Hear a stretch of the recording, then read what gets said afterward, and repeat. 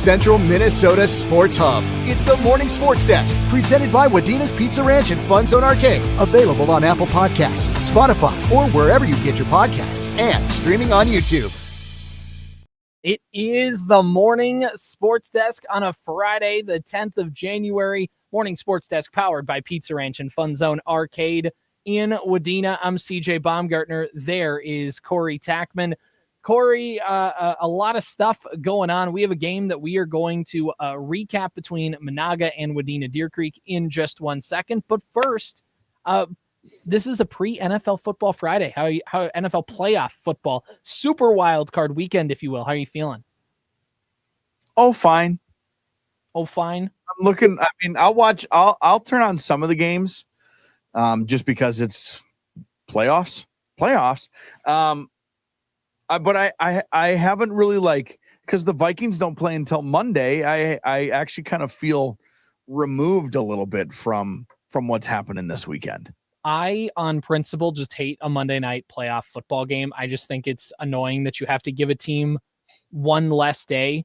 Now, it helps the Vikings because they had to play Sunday night, and that's, give them one extra day to lick their wounds about Detroit maybe would help, but I don't like it projecting. I just give me Saturday and Sunday full of football. Monday night, I'm at work that day. I got to go back to work the next day. I get it. It's a standalone game. It's going to kill in ratings, but I just on principle don't like it, but it's maybe a Monday conversation. I think that's fair. I think I agree with you. The reason it exists is TV money. Get the games in on Saturdays and Sundays. And you are going to give someone a distinct disadvantage. Mm-hmm. Now, that being said, the first year they did a Monday night playoff football game, the Los Angeles Rams beat the Cardinals, then went on to beat Tom Brady and the Buccaneers, then went on to beat Jimmy Garoppolo and the 49ers, and went on to beat Joe Burrow in the Super Bowl. So, Sure. Why not now? Is that what you're saying? That's what I'm saying. So, you know what? All right, I'm in. Bring it on. Bring it on. Okay, so there was a girls basketball game last night, Corey, between Wadena Deer Creek and Menahga. We talked about it. Hey, battle for the Park Region Conference. 2 teams in the top 6 of Section 8 AA. And again, we've talked about this before. There's always sometimes a hesitation or a nervousness to hype up a game because you don't want to tell people hey, this is going to be a super nice game. And then, one team it's not their night. The other team, it is their night. And then all of a sudden you're well, I sold somebody a bag of magic beans or something like that. No, last night's game was really good. It was a really fun back and forth game. Both teams showed up ready to play. Talking with Coach Cressup beforehand of Wadena Deer Creek, he talked about how, we played against DGF on Monday, and for whatever reason, we just came out flat. We got down 15-0, and at that point, it's just hard to come back and win a basketball game, especially against a good team that DGF is. And it thought initially maybe more of the same. Menahga jumped out to a quick 6-0 lead. It took Wadena Deer Creek just a little bit to get going early on in the game. Through the first 3 minutes, they still hadn't recorded a basket, but then they shot out of a cannon, a 6-0 run to tie it back at 6. And then 8 minutes to go in the first half, Wadena Deer Creek, they take a slight lead. And in fact, they go into halftime with a 25-22 lead. And from, if you break the game into quarters, I think it's especially fascinating. So we'll call it the second quarter of the first quarter of the game, Menahga had control. Second quarter of the game, Wadena Deer Creek grabbed control. And in the third quarter of the game, Wadena Deer Creek was playing well. So they, when you get to the end of the third quarter, let's say, it was about 34-36, and Menahga just took the lead at the end of it. But Wadena Deer Creek was still right in it. And then that final quarter of the game is where you saw Menahga kind of just take control and end up coasting to a 53-45 victory. Wadena Deer Creek's offense just slowed down a little bit, and they just couldn't quite get some shots to fall, had a few turnovers that slipped in. They just couldn't quite get it done on the offensive end, and Menahga was able to make some shots when it mattered. Both teams had a couple three-point shots, but not a ton of outside shooting. This was both teams playing really well, driving to the hoop, getting the ball to their post down low. Menahga, talking with Coach Pouliou before the game, I said, you guys obviously are 8-0 coming into this one. You had some high expectations, but what's an area of this team that you really felt hey, even though we thought we were going to be good, I didn't think we could do this area this well. and it was scoring. And especially beyond the 3-point line, they average about 75 points per game so far this season. It's going to dip down a little bit after last night, but still, they've been a high-flying offense this year, partially because of that outside shooting that's been really good for them. They didn't make a ton. They only made 1 3, and that 1 3 came very late in the game. It was 48-41, Menahga ahead, and then senior Mackenzie Anderson, who finished with 15 points on the night, buries a 3 to put Menahga up by 10 with about minute 45 to go, and it just felt like that was the dagger in the game. So they picked the moment to do it. But this game was one played down in the low block. And again, talking with Coach Pouliou, he said down low, it really felt like they were a team that was deep this year. They had 3 different girls that they kind of cycle through there. You know, Leah Weaver's one of the names that comes to mind. Obviously, Taya Pinanimi is another one, and there's one more whose name escapes me. But they kind of have 3 different girls that they like to rotate down there. Wadena Deer Creek has a good 1-2 punch with Peyton Gravel and Jenna Dykoff, but that's, again, 3 versus 2. You just kind of are a little bit more fresher, and later in the game, you know, Peyton Gravel gets into a little bit of foul trouble, and it's just Menahga's able to kind of impose their will in that aspect of the game. Their defense relentless. They get the turnovers, and it's just 2 well-coached, well-rounded teams going at it. And unfortunately, one of these teams had to lose. But Coach Pouliou also said at the end of the pregame interview he said, win or lose, we're going to learn a lot about ourselves tonight. And he's like, both teams will. And I mean, he's right. And I think both teams learned a lot. I think both teams left going, hey, you know, we're still feeling really good about what we're doing, no matter the result. But the results speak for themselves. Menahga now has control of the Park Region Conference at 6-0. Wadena Deer Creek now drops to 5-1 in the PRC. Menahga, rather, now 2-0 in Section 8 AA play, and Wadena Deer Creek dips to 2-4. Both these teams are off for the weekend. They'll come back and play on Tuesday evening. But overall, Corey, just it's a lot. I kind of dumped a lot on you here, but just a really fun game. Wadena Deer Creek had their moments. They had a shot. I thought they rebounded really well. And unfortunately, the offense just slowed down just enough for Menahga to kind of pull themselves away. You know, you hate to just break down a game as simple as if you score 50 points, you're going to win. But that game could have been described yesterday and then obviously in hindsight. And I think it's true for both of these teams. Menahga scoring a lot of points, 75 a game. So it's especially true then for Wadena Deer Creek. If either of those teams score 50 points, they're going to win almost every single time. Mm-hmm. It wouldn't have been that way last, but what was 53 to 45, 46, whatever the final was. 53-45. 53-45. I mean, that's the number. That's for Menahga. They're a little more dynamic offensively, but for Wadena Deer Creek, what they can do defensively, I mean, think 50. That's 20 points fewer that Menahga scored in that game than they've been averaging all season long. So Wadena Deer Creek plays pretty stellar defense no matter what. Got to find, if you can find a way to score 50. Again, you hate to break it down so simply, but really, you can break down a lot of basketball games that way. First to 50 is going to win. Pretty much is how that is going to go. That's a nice, fair number, especially for 2 good teams like that. And I'm glad that it panned out to be the nice basketball game that we talked about, that you talked about yesterday, that you hoped it would be. They get to play again. Mm-hmm. Yeah. One more time, and it's going to be roughly the same. You expect another nice one when they meet in about probably a month or so. Yeah, in fact, it's just a little over a month. Corey, bring a date, because Valentine's Day Friday, go to the Menahga gym. It's going to be a great spot to take that special someone, you know. Totes adorbs. Do you think there will be like pink themed uniforms for one of the teams since it's a Valentine's Day? Do you think they have an agreement with their distributor? That'd be awesome. That'd be fun. I wish. I hope that's the case. No theme nights. I'm all about theme nights. I'm all about crazy jerseys. How do we get a Menahga City edition? What would the Menahga City edition be? Just St. Urho on there somewhere? Purple and St. Urho, or or blue and I was gonna say, maybe not purple because of their neighbors to the south. They just might be a little too close. But it's the St. Urho thing. It's the city edition. You know what I'm saying? Mm-hmm. The Sabika's city editions would have to be red because of the Red Eye River and those sort. You know what I'm saying? Right. Or at the very least, there'd be like kind of a river like working through the Jersey or something like that. Right. So Menahga gets purple St. Urho themed city edition jerseys. This should be actually write this down. This should be a bit. We should go through city edition jerseys for every Park Region Conference team or something like that. That'd be good. That'd be a good bit. Look at what we stumble into when we just ramble. I'm in.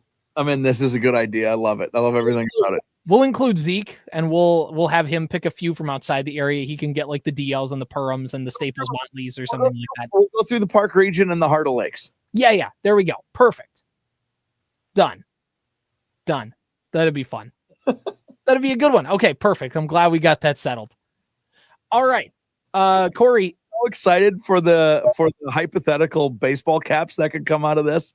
Mm-hmm. Oh yeah, that's true. We got to just, how about we do one per season? One for the winter sports season, fall sports, spring sports seasons.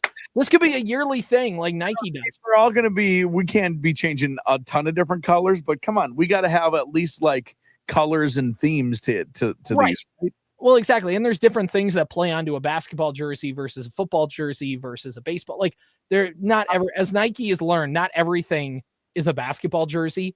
Are you good at mocking up uniforms? Is there a place where we can mock up uniforms so we could do this? We can find one. CJ, I know this is turning into a morning sports desk production meeting, but this could be awesome. Yeah. This would be good. All right. I'm stoked for this. We got something here. Here we go. All right, you got something tonight in high school boys basketball Park Region Conference matchup. Corey, what's your game looking like tonight? Park Region Conference boys basketball this evening. The Menahga Braves host the Verndale Pirates. Menahga 1-9 on the season to start. They're 1-3 in PRC play. Losers of, it looks like 6 straight. Henning, Minnewaska area, Barnesville, War Road, Roseau, and New York Mills go the last 6 for the Menahga Braves. The Verndale Pirates are 4-5 overall and 2-2 in PRC play. They are losers of 1 straight, dropping their game to Swanville on Tuesday night this week. Both teams in the PRC where Henning and Wadena Deer Creek lead the way, each 4-0 in PRC play. Pillager is 3-1. Verndale and New York Mills are each 2-2. Menahga 1-3. Sabika and Bertha Hewitt are each 0-4. Verndale averages 60.5 points per game. They give up 64 a game. A QRF value in Class A basketball of 26.9. Menahga averages 41.2 points per game. They give up almost 80 and a QRF value of 16.3. So two at this point in the year, kind of mid-tier PRC teams. That game in Menahga always a really feisty place to play. Looking forward though to seeing each of these boys teams for the first time this year and getting a chance to chat with Coach Capan and the Braves and Coach Johnson and the Pirates. 7:15 pregame, 7:30 tip, and that's on KWAD tonight. That's 101.7 FM and AM920 KWAD, and on the worldwide webisodes at wadenaradio.com/KWAD. Surf the web until you hear Corey Tackman's voice. That's do you remember the stumble upon button? No, I remember the I'm feeling lucky button from Google. Yeah, it was like a thing you could download and stumble upon, and it would just take you to random websites. There's no way that would be allowed, like that people would just be. You could pick different like categories that you want. So if you wanted sports, if you were like pop culture, like it would, and then it would just bring you to. Now we just have Google AI. Correct. And it's imperfect. Let's just put it that way. Oh, you know who could do the city edition uniform? We could, like, ChatGPT could probably do it. Maybe. I don't know. People try and do those mock-ups on them. They just look just rough enough, I feel like. I don't know. I'm suddenly thrilled about this. About this option. All right. So anyway, that's my game tonight. I'm interested to see what ChatGPT would think of St. Urho and a Menahga Braves uniform, like slapping it on. It would look fascinating. I don't know if the good folks at Menahga would certainly like it, but it would look fascinating. Just a big ass grasshopper. think about like the like Washington's, like the Washington. They're the Redskins when they had the arrow helmet.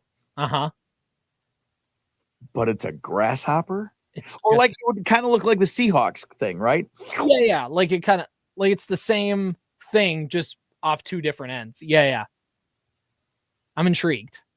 Oh, this is gonna be fun. I'm intrigued. We got to find a perfect day to do this. Okay. All right.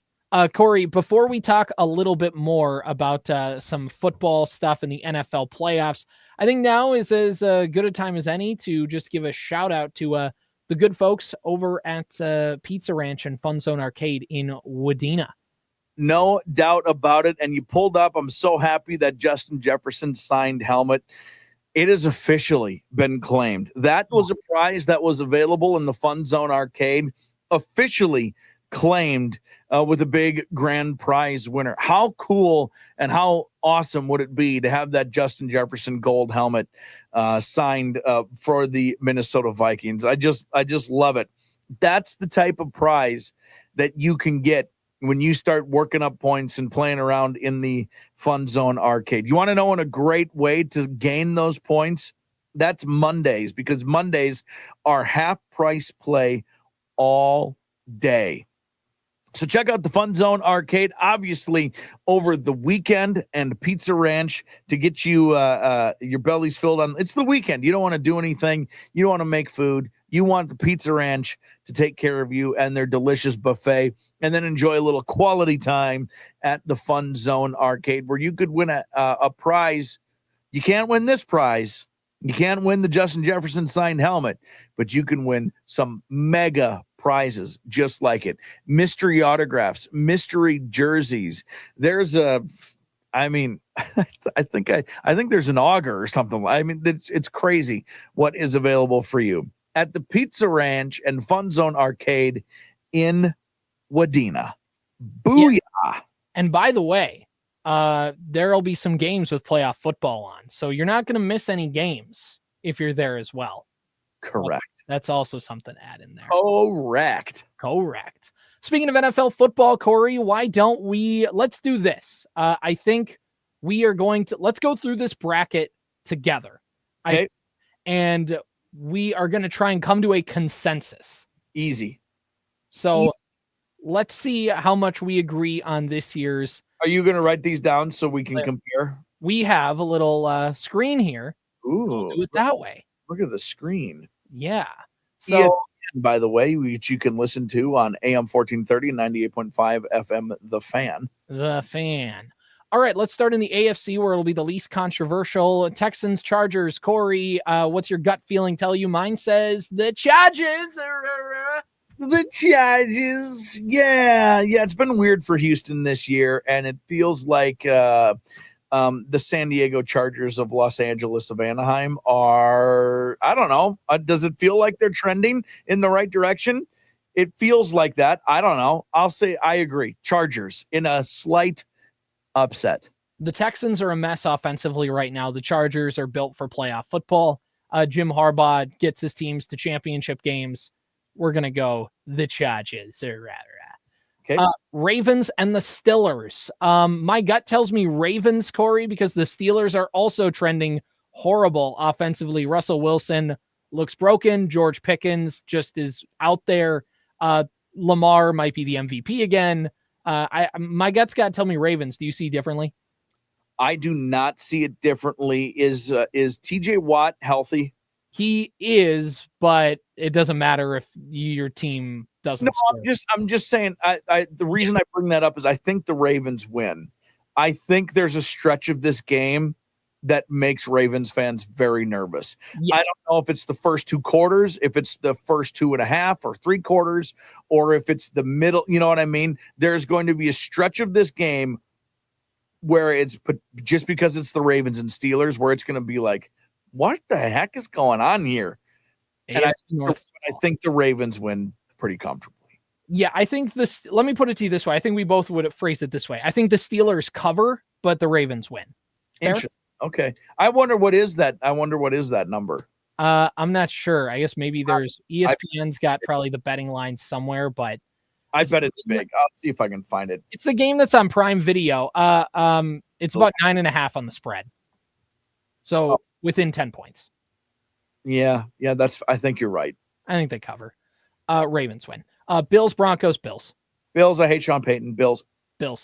All right. To the NFC, Vikings, Rams. Are we going to put this on the line? I'm a homer. I think the Vikings win. Corey, you see it differently. We'll do a full breakdown on Monday, but just gut feeling right now. Vikings are better. Vikings. Boom. All right. Buccaneers and the Commanders. Baker Mayfield, he's got some playoff wins under his belt. Shane Daniels has never been in a playoff game.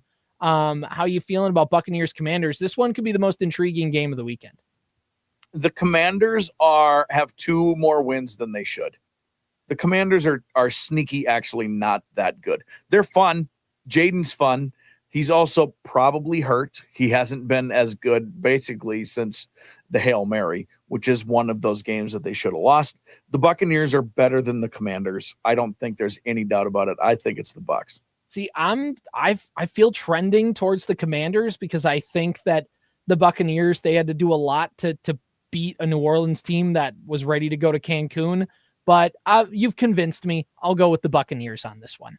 Were the Buccaneers always going to be the 3 seed no matter what? No, they had a chance to be the 4, but the Rams lost on Sunday to the Seahawks, which is what catapulted the Buccaneers over the Rams. But nothing was the Buccaneers. I think the Buccaneers were a B squad version of what Kansas City was with Denver. Sure. Buccaneers' only goal was to get Mike Evans the record. Well, they had to win to get in.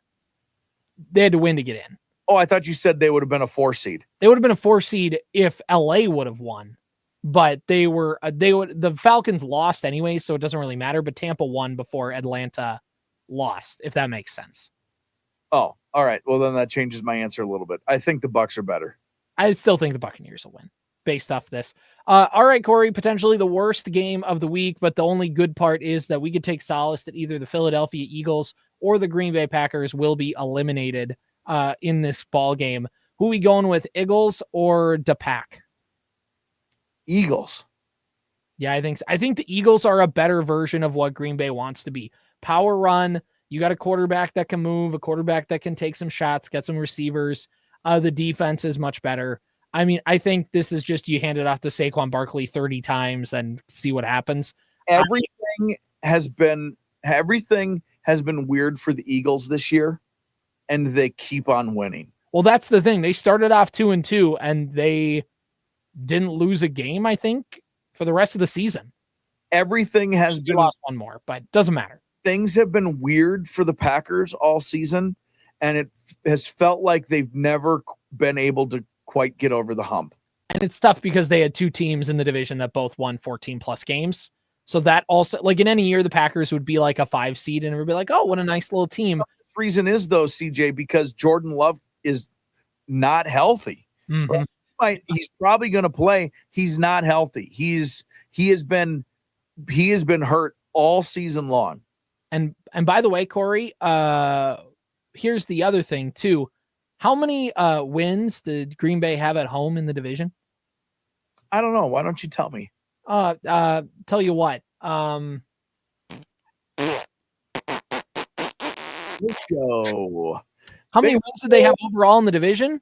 Egg. 1. How many wins did the Bears have in the division? 1. Why did they win their one game? Oh, was it some like fluky blocked field goal that maybe should have been a penalty? They were a block field goal away from going over in the division. How unfortunate. No, I just think it's just been weird for the Packers all season long. And you can't escape your weirdness in the playoffs. Right. And I think the Eagles are a better version of what the Packers want to be. So yep. The Eagles they're not strong in every department, but they aren't weak in really any department, if that makes sense. So that, and they have a good running game. It's at home. Also, Green Bay's got to go to Philadelphia. The Packers are the youngest team in the NFL, which is good long-term for them. But in the short-term single playoff game, they all got to go to Philly in a playoff environment. Nope. You'll notice how we didn't say Christian Watson is out, because that would be redundant. That was that poor guy. That poor guy. That poor guy. Some people, man, they just, I don't know why. I don't know why. I will never understand why some people can't stay healthy and some people can. Christian Watson is the Byron Buxton of wide receivers. Yep. I don't know why that happens to some people and why it doesn't to others. It just does. It just does. I don't know. That's how it goes. All right, we'll break it all down on Monday. We'll see where we were right, where we were wrong. Vikings game, by the way, gets moved to Arizona officially. We talked about that a lot on yesterday's show, so we have all of our thoughts on there. It just is now officially official. With that, full Vikings Rams breakdown on Monday from us. Yeah. All right, I'm ready. Let's get back to Monday so we can get to the playoffs. That's exactly what I want to hear. Yes. Let's go. All right. This has been the Morning Sports Desk, powered by Pizza Ranch and the Fun Zone Arcade on a Friday, the 10th of January. See you Monday. Powered by Wadena's Pizza Ranch and Fun Zone Arcade. Follow the Morning Sports Desk on Apple Podcasts, Spotify, or wherever you get your podcasts. And watch every show on YouTube.